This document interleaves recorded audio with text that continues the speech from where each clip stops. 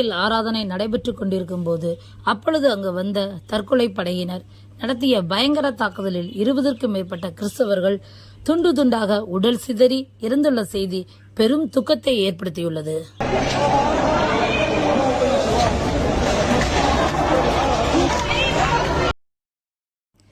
Syria நாட்டின் தலைநகர் Damascus பகுதியில் டோலியோ மாவட்டத்தில் எலியாஸ் கிரேக் ஆர்த்தடாக்ஸ் என்ற தேவாலயம் ஒன்று காணப்படுகிறது.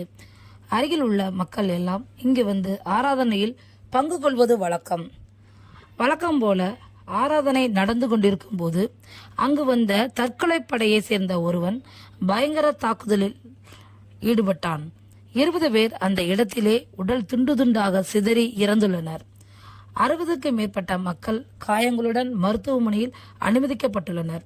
இந்த தாக்குதலை ஏற்படுத்திய நபர் IS அமைப்பை சார்ந்தவராக இருப்பதாக கருதுகின்றனர். சிரியாவில் ஏற்பட்டுள்ள இந்த தாக்குதல் உலகளவில் பெரும் துயரத்தை ஏற்படுத்தியுள்ளது. இந்த தாக்குதலில் இறந்தவர்களின் குடும்பத்தினர், நண்பர்கள், உறவினர்கள் அவர்களின் ஆறுதலுக்காகவும் மருத்துவமனையில் காயமடைந்த நிலையில் இருக்கும் மக்கள் விரைவில் குணமடையவும் வீடு திரும்பவும் நாம் தேவனிடத்தில் ஜெபிப்போம்.